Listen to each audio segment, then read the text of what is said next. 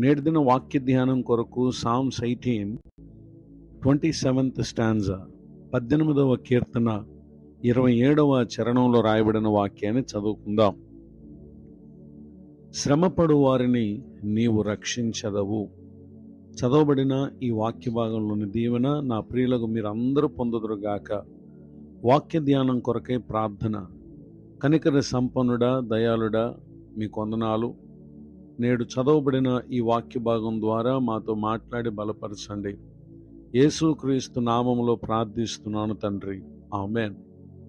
చదవబడిన ఈ వాక్య భాగంలో మన ప్రభు అయిన యేసుక్రీస్తు వారు ఆయన శ్రమపడు వారిని రక్షించేటటువంటి దేవుడై ఉన్నారు.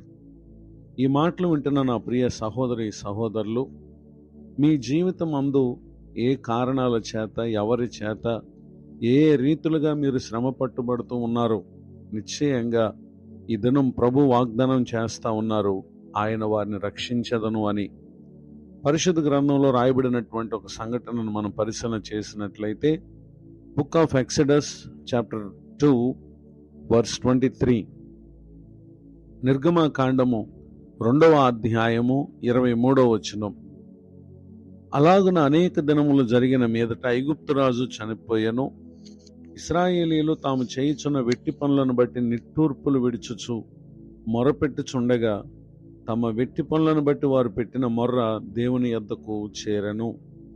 చదవబడినటువంటి ఈ వాక్య భాగంలో శ్రమను, కష్టమును అనుభవించుచున్న ఇశ్రాయేలీయులను ఇక్కడ మనం చూస్తూ ఉన్నాం. వీరు ఐగుప్తు రాజు చేత ఎంతో బాధను, కష్టమును వారు అనుభవించుచున్నటువంటి పరిస్థితులను ఇక్కడ మనం గమనించగలం.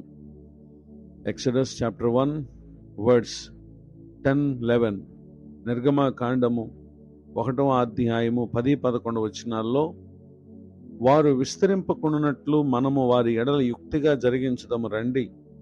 లేని ఎడల యుద్ధము కలుగునప్పుడు కూడా మన శత్రువులతో చేరి మనకు విరోధము యుద్ధం చేసి ఈ దేశంలో నుండి వెళ్ళిపోదురేమో అనెను. కాబట్టి వారి మీద పెట్టిన భారములలో వారిని శ్రమ పెట్టుటకు వెట్టి పనులు చేయించు అధికారులను వారి మీద నియమింపగా వారు ఫరో కొరకు ధాన్యాదులను నిల్వ చేయు పితోము, రామశేసను పట్టణములను కట్టినట్లుగా మనం చూస్తున్నాం. అంతేకాక వర్డ్స్ 13 వచనం, ఇశ్రాయేలీయుల చేత ఐగుప్తీయులు కఠినముగా సేవ చేయించుకొనిరి.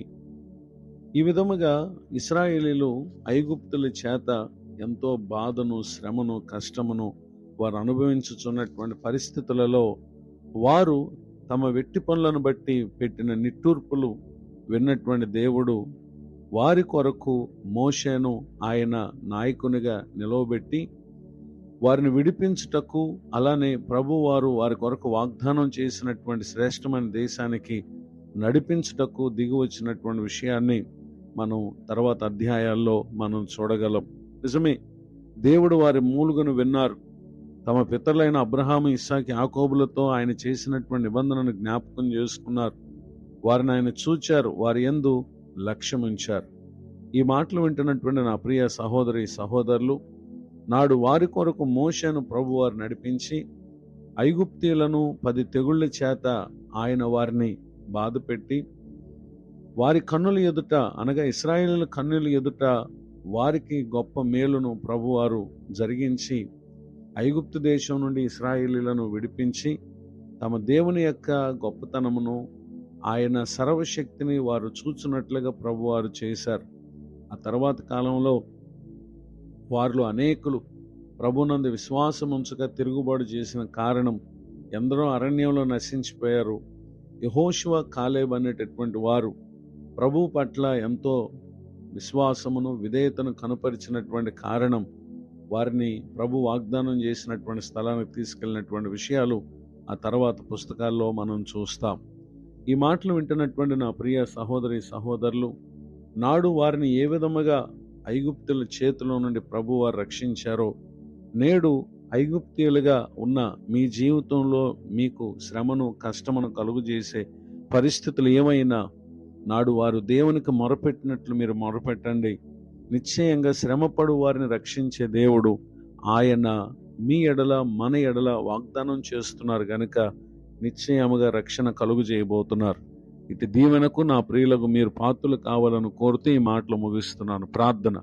కృపగల మా తండ్రి, మీ వందనాలు. నేడు విన్న ఈ మాటల ద్వారా మమ్మల్ని రక్షించే దేవుడిగా మీరున్నందుకు మీ కృతజ్ఞతలు. మేము అనుభవించుతున్నటువంటి శ్రమను, కష్టమని ఎరిగిన దేవుడిగా మీరున్నందుకు వందనాలు. నిశ్చయముగా మీకు మొరపెట్టి మీరిచ్చే ఈ రక్షణ మేమందరం పొందినట్లుగా పరిశుద్ధాత్మ దేవ సహాయం చేదురుగాక. దైవజనులను, వారి కుటుంబాన్ని, సేవా పరిచయను దీవించండి. దుఃఖితులను, కష్టంలో ఉన్న వారిని ఆదరించి ఓదార్చండి.